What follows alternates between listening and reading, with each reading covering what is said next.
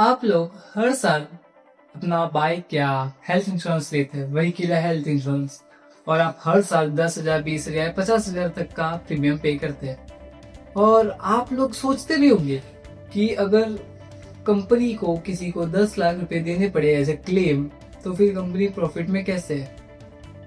हर किसी के दिमाग में ये सवाल आता है। तो देखते हैं आज के इस वीडियो में कि कैसे कंपनियां दो तरीके से पैसे कमाती है और अपने आप को एज अ प्रॉफिट में रखती है। तो नमस्कार, चलिए आगे चलते हैं। कंपनी के पास टोटल दो तरीके होते हैं पैसे कमाने के। नंबर 1, अंडर राइटिंग प्रॉफिट, और ये वही है जो आप लोग सोचते हैं, मैं बताता हूँ कौन सा। दूसरा है इन्वेस्टमेंट प्रॉफिट, और कहे तो यही इनका मेन सोर्स है अंडर राइटिंग प्रॉफिट से भी ज्यादा।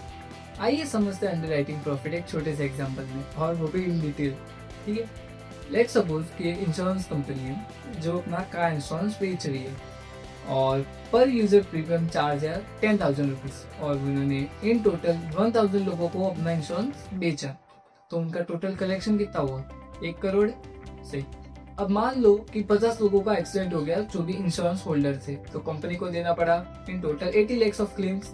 मान लो 80 lakhs नंबर, तो कंपनी के पास कितना बचा अभी? 1 करोड़ आया था एज अ कलेक्शन, और 80 lakhs चला गया एज अ इंश्योरेंस पेड या क्लेम देने में। तो अभी कंपनी के पास बचा 20 लाख रुपए। अब कंपनी क्या करेगी? वो 20 लाख अपने सैलरी और उन सब में निकाल लेगी यार, और जो उनके अलग एक्सपेंडिचर्स है, सैलरीज वो सब वो उसमें यूज कर लेगी।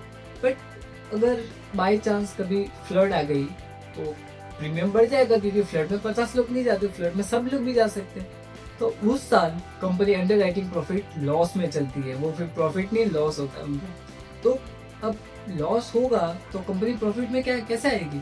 तो उसके लिए उनके पास दूसरा तरीका है, इन्वेस्टमेंट प्रॉफिट, और यही है जहाँ से वो सबसे ज्यादा प्रॉफिट अपना कमाते हैं। ये है बिजनेस का असली जादू, यहाँ से सबसे ज्यादा वो कमाते हैं इंश्योरेंस कंपनी या कोई भी बिजनेस जो इन इंश्योरेंस टाइप्स में डील करता है।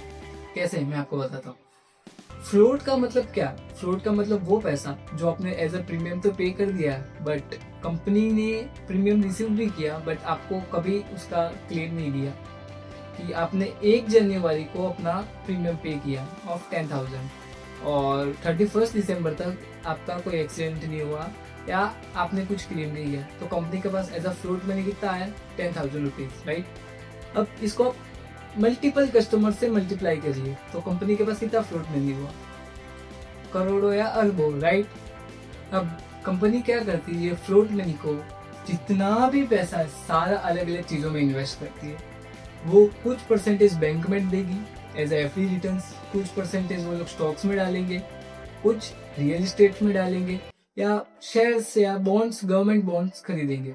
अब इससे उनको क्या मिलता है? बहुत ज्यादा रिटर्न, यानी कि ब्याज। आपको समझ आएगा। तो उनकी इनकम हो गई डबल। अब एक तरीके से तो उन्होंने अंडरराइटिंग प्रॉफिट से भी पैसा कमाया, और दूसरा इन्वेस्टिंग प्रॉफिट से भी। अब इनकम तो गिन ली, अब आपके मन में एक और चीज आ रही होगी कि अगर सब लोगों ने एक साथ क्लेम कर दिया, 1000 के 1000 लोगों ने एक साथ क्लेम कर दिया, तो कंपनी डूब जाएगी ना।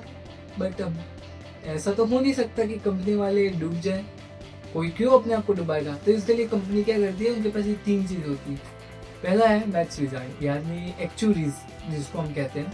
वो लोग क्या करते हैं? वो लोग कैलकुलेट करते हैं उन 1000 लोगों का डेटा, कि इनमें से एक्चुअली क्या पॉसिबिलिटीज है क्लेम करने की लोगों की, समझे। दूसरा है रिस्क पुलिंग। अब इंश्योरेंस कंपनी एक को तो बेचती नहीं है, वो लाखों को बेचती है, अलग अलग सेक्टर में बेचती है, कोई हेल्थ, कोई व्हीकल, या कोई और इंश्योरेंस टाइप्स। ठीक है, अब सब लोगों को तो एक साथ बीमारी या एक्सीडेंट नहीं हो सकता ना। तीसरा है री इंश्योरेंस, इंश्योरेंस का भी इंश्योरेंस। बड़ी बड़ी कंपनी क्या करती है? उनका खुद का भी एक इंश्योरेंस ले लेती है, खुद की कंपनी का। आप समझो कि एक अर्थक्वेक आया, तो अर्थक्वेक में ह्यूज नंबर ऑफ लोग क्लेम करेंगे उनका पैसा, तो उससे कंपनी लॉस से या डूब भी सकती है। तो ये डूबने से बचाने के लिए वो दूसरी कंपनी का इंश्योरेंस लेते हैं, ताकि उनका जो भी लॉस हो ना वो दूसरी कंपनी पे करे। कितनी अच्छी चीज है ये तो अगली बार आप जब भी प्रीमियम पे करें, तो आप ये हमेशा याद रखोगे कि कंपनी दो तरीके से पैसे कमाती है, एक तो है अंडर राइटिंग प्रॉफिट और एक है इन्वेस्टमेंट प्रॉफिट। आई होप कि आप लोगों को ये वीडियो पसंद आया हो। आप बताइए कमेंट पे कि हमें क्या इम्प्रूव करना चाहिए। थैंक्स।